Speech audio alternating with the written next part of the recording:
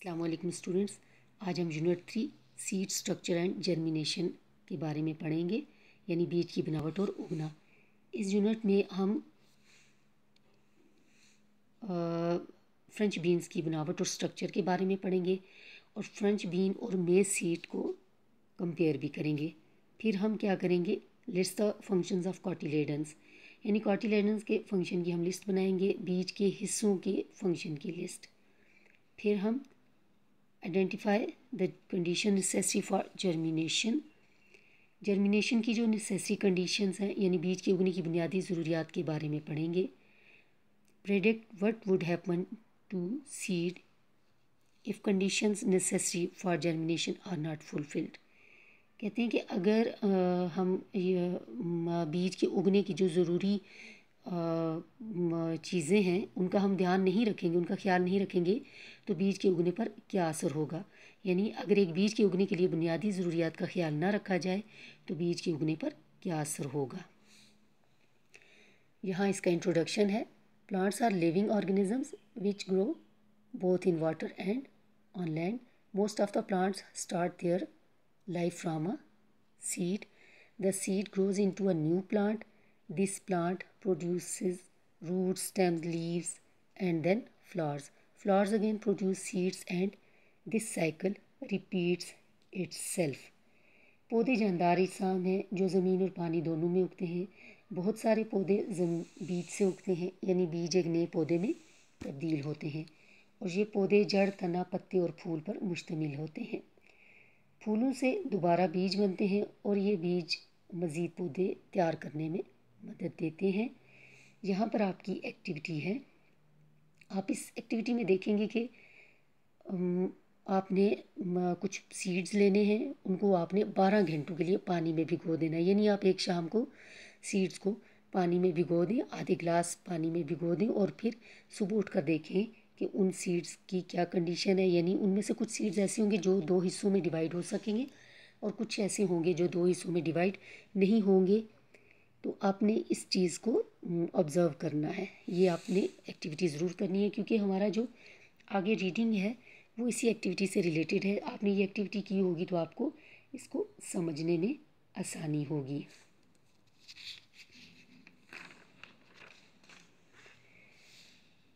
Types of seeds. In activity 3.1 you observe that seeds are of 2 types. Those consist of 2 pieces and the other consist of only 1 piece. These pieces of seeds are called cotyledons. अब देखें, जो मैंने अभी आपको कहा है कि आप जब ये एक्टिविटी करेंगे तो कुछ सीड्स ऐसे होंगे जो 2 पीसेस में डिवाइड हो जाएंगे और कुछ डिवाइड नहीं होंगे, यानी कुछ के 2 हिस्से हो जाएंगे और कुछ के 2 हिस्से नहीं होंगे। अब ये जो पार्ट्स बनेंगे सीड्स के, यानी बीज के जो हिस्से बनेंगे वो कॉटिलेडन कहलाते हैं, यानी उनका नाम कॉटिलेडन होता है। Let's compare the structure of bean, seed and grain of maize for details. कहते हैं अब हम डिटेल से किस किस के बारे में पढ़ते हैं, बीन सीड के बारे में और मकई के दाने, ग्रेन ऑफ मेज, मकई के दाने के बारे में पढ़ते हैं। अब यहाँ पर मैं रीडिंग कर रही हूँ। Monocotyledonous seeds. The seeds which have only one cotyledon are called monocotyledonous seed or simply monocot seed. For example, wheat, rice, maize, barley. Wheat, maize, barley, ये आपको इन्होंने दिखाए हैं। कहते हैं कि ऐसे बीज जिनका सिर्फ एक पीस होता है वो मोनोकोटिलेडोनस होते हैं या मोनोकॉट सीड होते हैं, जैसे कि गंदम, चावल, मकई। ये अब यहाँ पर स्ट्रक्चर ऑफ मेज सीड, यानी हमने मकई के दाने के स्ट्रक्चर के बारे में पढ़ना है। द ग्रेन ऑफ मेज is surrounded by a thin cover called टेस्टा. It can not be separated easily. A grain of मेज contains only one cotyledon. When it is cut into 2 pieces, yellow-colored embryo can be seen surrounded by food material called endosperm. मकई के दाने पर एक पतली सी तह होती है जिसे टेस्टा कहते हैं, ठीक है। इन जो उसका कवर होता है उसको टेस्टा कहते हैं। इसको आसानी से नहीं उतारा जा सकता। मक्की के दाने में एक कोटिलेडन होता है जब इसको दो हिस्सों में काटा जाता है, यानी मक्की के दाने को दो हिस्सों में काटा जाएगा, तो इसमें आपको पीले रंग का फूड मटेरियल नज़र आएगा, जिसको एंडोस्पर्म कहते हैं। ठीक है, अब आगे है डायकोटिलेडोनस सीड्स, यानी दो हिस्सों वाले seeds. The seeds which are composed of two cotyledons are called dicotyledonous seeds. Examples are seeds of French bean, gram, pea, mango, etc. अब यहाँ पर ये बता रहे हैं कि ऐसे सीड्स, यानी एक्टिविटी में आप देखेंगे कि जब आप सीड को पानी में भिगोएंगे 12 आवर्स के लिए, फिर जब आप उनको खोलेंगे तो कुछ सीड्स ऐसे होंगे जो 2 पार्ट्स में डिवाइड हो जाएंगे। तो जो सीड्स 2 पार्ट्स में डिवाइड हो जाते हैं वो डाइकोटिलेडोनस सीड्स होते हैं।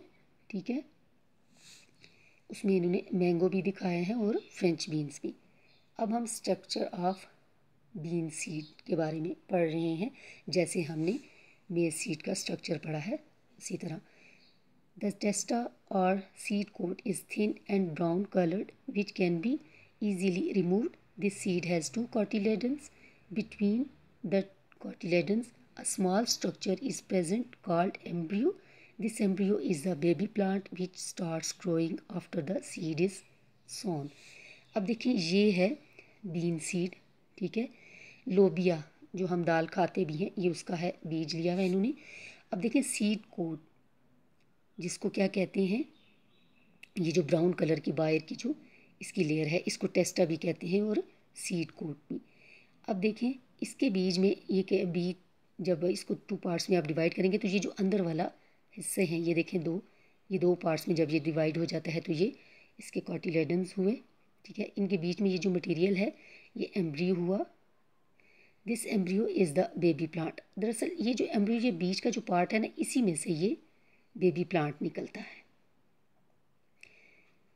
जो हम बीज को जब मिट्टी में दबाते हैं तो उसके बाद फिर ये इसमें ये प्रोसेस होता है और इसमें से फिर ये एक बेबी प्लांट निकलता है।